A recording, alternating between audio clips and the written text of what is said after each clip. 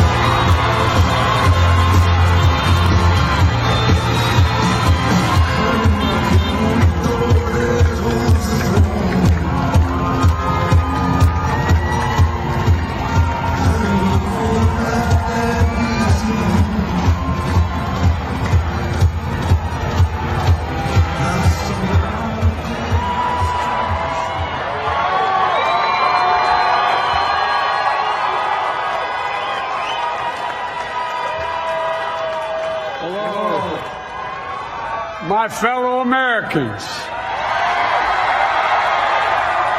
and the people who brought me to dance, Delawareans. I see my buddy Senator Tom Carper down there, and I think Senator Coons is there, and I think the governor's around. Is that Ruth Ann? And that former Governor Ruth Ann Minner.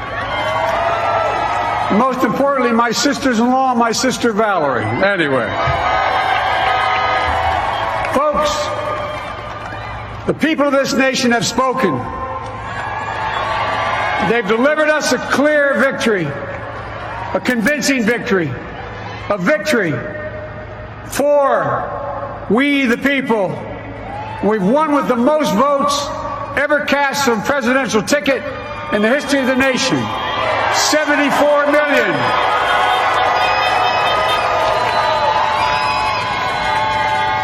What I must admit has surprised me.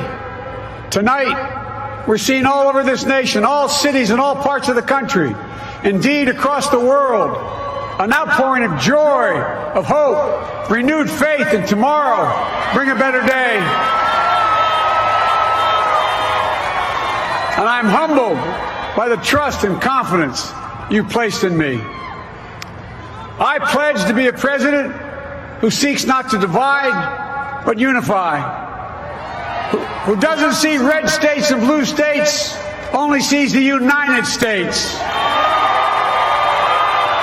And work with all my heart, with the confidence of the whole people, to win the confidence of all of you. And for that is what America, I believe, is about. It's about people. And that's what our administration will be all about. I sought this office to restore the soul of America, to rebuild the backbone of this nation, the middle class, and to make America respected around the world again. And to unite us here at home. It's the honor of my lifetime that so many millions of Americans have voted for that vision. And now, the work of making that vision is real. It's a task, the task of our time. Folks, as I said many times before, I'm Jill's husband. And I would not be here without her love and tireless support of Jill. And my son, Hunter, and Ashley, my daughter, and all our grandchildren, and their spouses, and all our family. They're my heart. Jill's a mom, a military mom, an educator. She has dedicated her life to education. But teaching isn't just what she does, it's who she is. For American educators, this is a great day for y'all. You're going to have one of your own in the White House. And Jill's going to make a great First Lady. I'm so proud of her.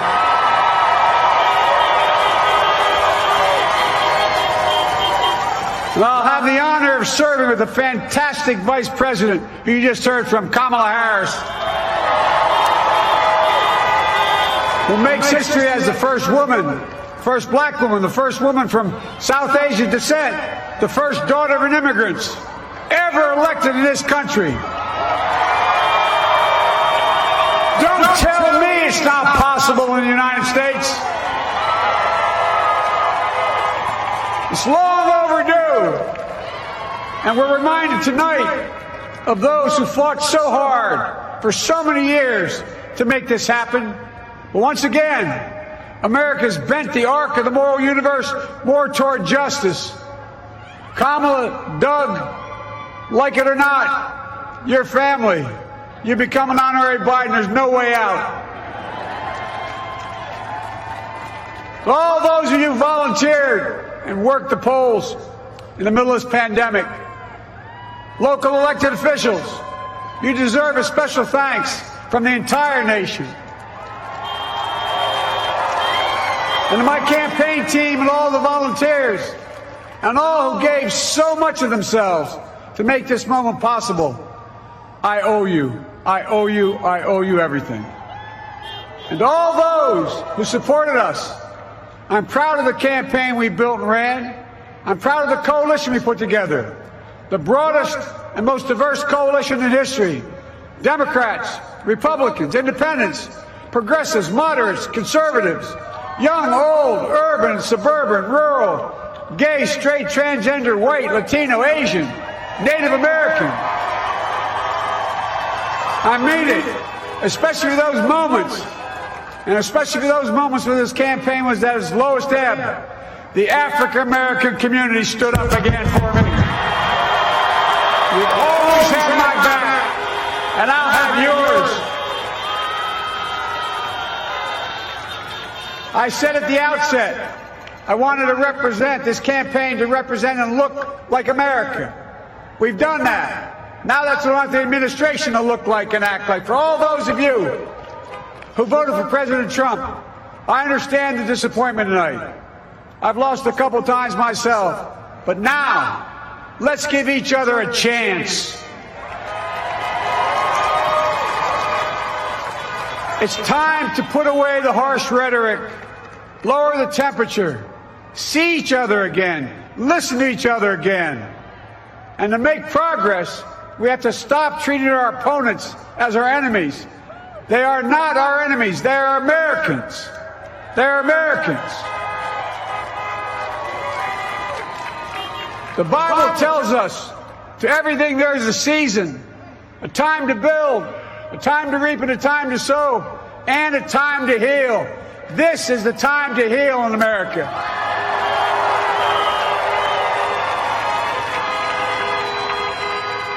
Now this campaign is over. What is the will of the people? What is our mandate? I believe it's this.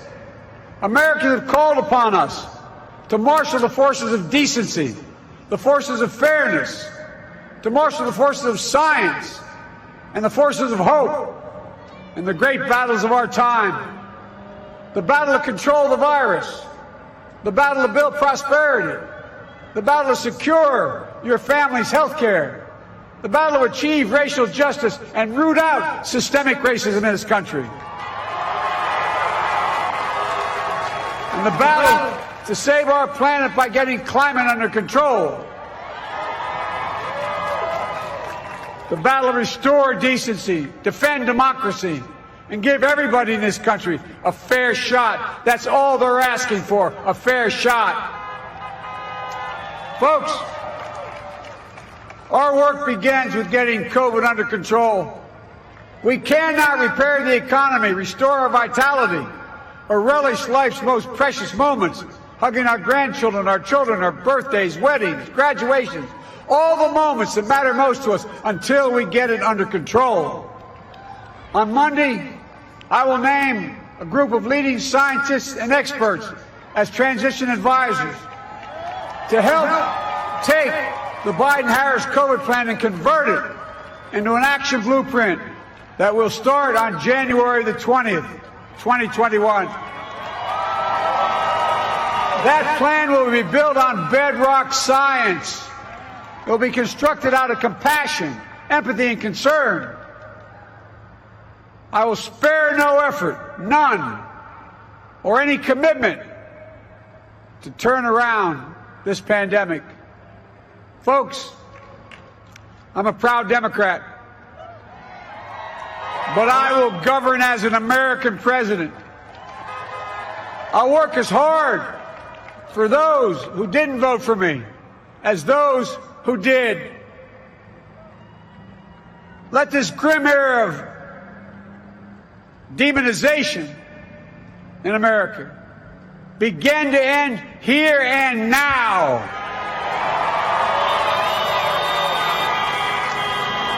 The refusal of Democrats and Republicans to cooperate with one another, it's not some mysterious force beyond our control. It's a decision, a choice we make.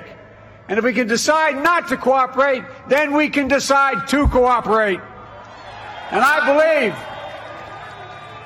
that this is part of the mandate given to us from the American people. They want us to cooperate in their interest. And that's the choice I'll make. And I'll call on Congress, Democrats and Republicans alike, to make that choice with me. The American story is about slow yet steadily widening the opportunities in America. And make no mistake, too many dreams have been deferred for too long. We must make the promises of the country real for everybody, no matter their race, their ethnicity, their faith, their identity, or their disability. Folks, America has always been shaped by inflection points, by moments in time where we've made hard decisions about who we are and what we want to be. Lincoln in 1860, coming to save the Union. FDR in 1932, promising a beleaguered country a new deal. JFK in 1960, pledging a new frontier. And 12 years ago, when Barack Obama made history, he told us, yes, we can. Well, folks, we stand at an inflection point. We have an opportunity to defeat despair, to build a nation of prosperity and purpose. We can do it. I know we can.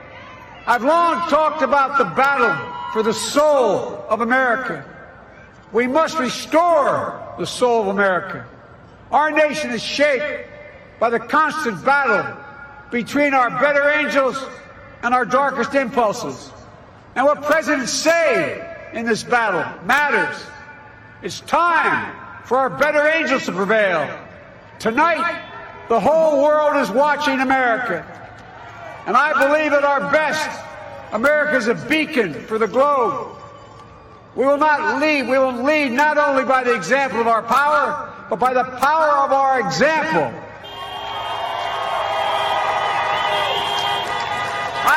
I've always believed, many of you heard me say it, I've always believed we can define America in one word: possibilities. That, in America, everyone should be given an opportunity to go as far as their dreams and God-given ability will take them. You see, I believe in the possibilities of this country. We're always looking ahead to an America that's freer and more just, ahead to an America that creates jobs with dignity and respect, ahead of America that cures diseases like cancer and Alzheimer's, ahead to an America that never leaves anyone behind, ahead of America that never gives up, never gives in. This is a great nation. It's always been a bad bet to bet against America. We're good people. This is the United States of America, and there's never been anything we've been not able to do when we've done it together. Folks, in the last days of the campaign, I began thinking about a hymn that means a lot to me and my family, particularly my deceased son, Bo. It captures the faith that sustains me and which I believe sustains America. And I hope it can provide some comfort and solace the 230,000 Americans who've lost a loved one to this terrible virus this year. My heart goes out to each and every one of you. Hopefully this hymn gives you solace as well. And it goes like this. And he will raise you up on eagle's wings, bear you on the breath of dawn, and make you to shine like the sun, and hold you in the palm of his hand. And now together, on eagle's wings, we embark on the work that God and history have called upon us to do, with full hearts and steady hands, with faith in America and in each other, with love of country, a thirst for justice. Let us be the nation that we know we can be, a nation united, a nation strengthened, a nation healed. The United States of America, ladies and gentlemen, there's never been anything we've tried we've not been able to do. So remember, as my grandpapa, our grandpapa used to say when I walked out of his home when I was a kid up in Scranton, he'd say, "Joey, keep the faith." And our grandmother, when she was alive, she yelled, "No, Joey, spread it. Spread the faith. God love you all.